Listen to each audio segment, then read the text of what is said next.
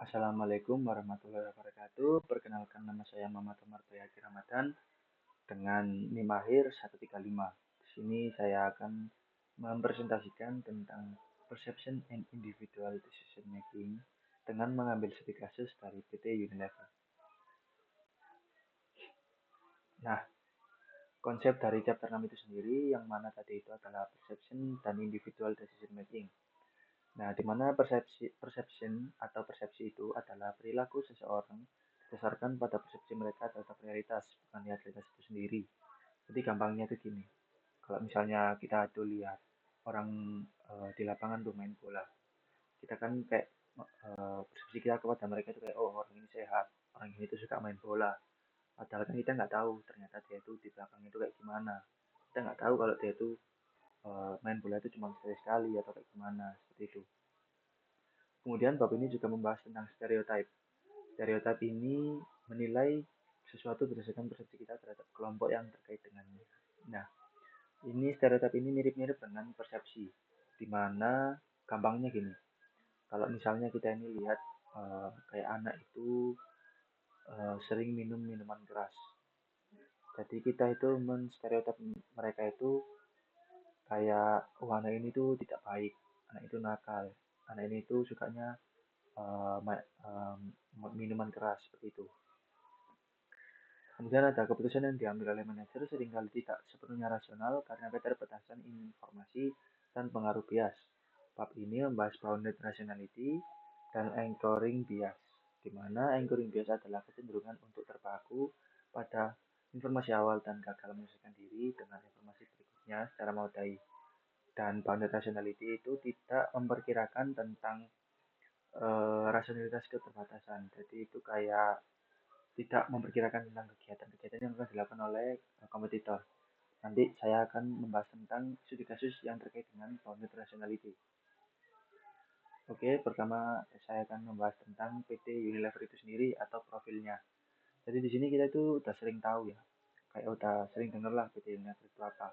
Karena PT Unilever itu produknya kita masih pakai palingnya sampai sekarang ini ya. Soalnya dia itu memproduksi kayak sabun, deterjen, margarin, minyak dan lain-lain kayak gitulah. Jadi kayak siapa sih yang nggak kenal sama PT Unilever gitu. Nah, kita masuk ke studi kasus pertama. Uh, Sejak tahun 2023, PT Unilever Indonesia menghadapi gelombang boikot massal dari konsumen yang mengaitkan perusahaan dengan konflik Israel-Palestina. Di mana pada tahun itu kan 2023 itu Indonesia itu lagi digembar-gembarkannya dengan banyak ternyata PT-PT atau perusahaan-perusahaan yang masuk ke Indonesia itu ternyata pro Israel. Makanya banyak dari konsumen-konsumen itu, banyak dari netizen-netizen itu melakukan gerakan boikot massal untuk menunjukkan simpati mereka terhadap Palestina. Gitu.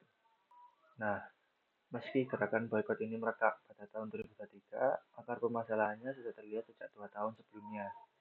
Salah satu pemicu utamanya adalah ketika anak perusahaan Unilever, Ben Jerry's, pada tahun 2021 memutuskan untuk berhenti menjual es krim di wilayah penduduk Israel. Nah, sebagai bentuk penghormatan pada hak asasi warga Palestina. Tetapi keputusan itu kemudian dimentahkan oleh CEO Unilever saat itu, Alan Job, yang justru menyatakan bahwa Ben Jerry's akan menjajaki peluang bisnis baru dengan Israel. Pernyataan ini semakin memicu kemarahan kelompok pendukung BDS yang menilai Unilever menindas Dewan Independen Ben Jerry's demi kepentingan bisnis dengan Israel. Seperti itu. Nah, kemudian kita akan membahas persepsi. Jadi di sini persepsi konsumen sebelum boykot ada produk Unilever dipersepsikan secara positif sebagai bagian dari kebutuhan sehari-hari. Seperti yang saya sebutkan tadi, seperti sabun, shampoo, dan lain-lain produk lain-lainnya itu kita pakai sehari-hari sehingga kita itu memandang PT Unilever ini kayak perusahaan penting lah, seperti itu. Kemudian ada setelah boykot, persepsi negatif melekat. Masyarakat Indonesia masih menganggap bahwa Unilever itu pro Israel. Nah, di sini itu setelah adanya boykot itu banyak dari kita, banyak dari netizen itu memandang PT Unilever ini tetap pro Israel. Padahal sudah sering PT Unilever ini menentang bahwa mereka itu pro Israel. Seperti itu. Nah, dampak persepsi tersebut itu sebelum boykot, merek Unilever seperti Rinso dan Rob Soden kuat dan dipercaya. karena memiliki citra yang bagus. Setelah boykot, asosiasi merek rusak, konsumen dengan mudah beralih ke merek lokal alternatif seperti Soklin atau Daya karena dianggap sebagai produk dengan low involvement atau risiko pemilihan merek yang salah tergolong kecil. Gampangnya itu citra merek mereka rusak lah, karena persepsi negatif itu tadi. Mereka itu kayak nggak mau, oh kalau misalnya aku beli dari PT Unilever ini, otomatis saya mendukung Israel seperti itu. Jadi mereka nggak mau beli lagi dari PT Unilever seperti itu. Kemudian ada pengaruh stereotype. Nah, di sini konsumen tidak lagi menilai produk Unilever berdasarkan kualitas atau harga, tetapi berdasarkan stereotype bahwa perusahaan tersebut mendukung salah satu pihak dalam konflik geopolitik. Hal ini sesuai dengan penjelasan di buku bahwa stereotype dapat mengalahkan fakta objektif dan sangat sulit untuk diubah. Seperti yang saya analogikan tadi, bayangannya kayak misalnya kita itu nonton, kita itu lihat anak ini kayak sering minum minuman keras. Kita mandangnya dia kan kayak jelek, kayak tidak baik. Nah, sama halnya seperti PT Unilever ini, banyak dari konsumen ini memandang dia itu gara-gara dia itu pro Israel, CEO-nya itu pro Israel. Jadi konsumen itu memandang PT Unilever ini pro Israel karena CEO-nya tadi.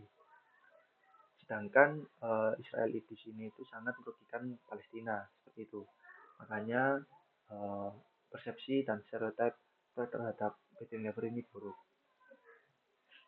Nah, kemudian ada studi kasus nomor 2. Pada semester 1 2023, PT Unilever Indonesia terbuka menaikkan harga jual produk sebagai respon terhadap inflasi dan kenaikan harga komoditas. Nah, strategi ini berhasil melindungi margin kotor mereka mencapai rekor 50,5% tertinggi dalam 8 kuartal terakhir. Namun, kenaikan harga justru berdampak negatif pada kinerja penjualan karena konsumen beralih ke produk pesaing yang tidak menaikkan harga. Akibatnya, penjualan bersih Unilever turun 5,5% menjadi 20,3 triliun dan laba bersih anjlok 19,6 persen, menjadi 2,75 triliun. Menghadapi kondisi ini, Unilever kemudian mengoreksi strateginya dengan menurunkan kembali harga jual agar tetap kompetitif di pasar. Nah, seperti yang saya bahas tadi di awal itu adalah bounded rationality. Uh, saya akan next untuk melihat dampaknya. Nah, sini. Berdasarkan kasus tersebut, Unilever mengambil keputusan strategis untuk menaikkan harga jual produk-produknya. Namun, strategi ini direspons berbeda oleh pasar, di mana para pesaingnya memilih untuk tidak mengikuti langkah tersebut. Akibatnya, produk Unilever berisiko menjadi lebih mahal dibandingkan produk kompetitornya, yang dapat menurunkan daya saingnya di mata konsumen. Dalam situasi seperti ini, konsumen yang sensitif terhadap harga cenderung beralih ke produk pesaing yang harganya lebih stabil. Hal ini menunjukkan bahwa strategi kenaikan harga tidak selalu efektif jika tidak didukung oleh kondisi pasar atau diferensiasi nilai yang kuat dan dapat berdampak negatif terhadap pangsa pasar perusahaan dalam jangka pendek maupun menengah.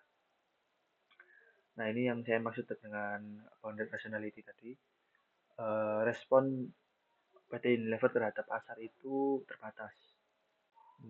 Mereka berpikir itu dengan adanya inflasi, kompetitor-kompetitor itu akan menaikkan harga juga untuk menaikkan margin mereka. Padahal komputer-komputer itu tidak akan menaikkan harga sehingga PT Unilever tergocek atau dibuat mainan oleh pasar. Akhirnya mereka menaikkan harga sendiri, sedangkan komputernya harganya tetap, dan akhirnya PT Unilever ini kalah dalam pasar. Kesimpulannya adalah dapat disimpulkan bahwa persepsi individu dan pengambilan keputusan memiliki pengaruh signifikan terhadap perilaku konsumen maupun strategi perusahaan. Sesuai dengan konsep pada bab 6 tentang perilaku organisasi, studi kasus pertama menunjukkan bahwa stereotip akibat isu geopolitik mampu menggeser penilaian objektif konsumen terhadap produk Unilever, di mana keputusan pembelian lebih berdasarkan pada persepsi merek daripada kualitas atau harga. Hal ini membuktikan bahwa stereotip dapat mengalahkan fakta objektif dan sulit diubah. Sementara itu, studi kasus kedua menggambarkan fenomena bounded rationality, seperti yang saya maksud tadi, di mana keputusan manajer menaikkan harga tanpa mempertimbangkan respon kompetitor justru berdampak negatif bagi kinerja pasar mereka. Nah, itu adalah dua studi kasus yang sudah saya bahas mengaitkan dengan materi dari chapter 6 dari buku Robinson. Sekian dari saya. Mohon maaf jika ada salah kata. Wassalamualaikum warahmatullahi wabarakatuh.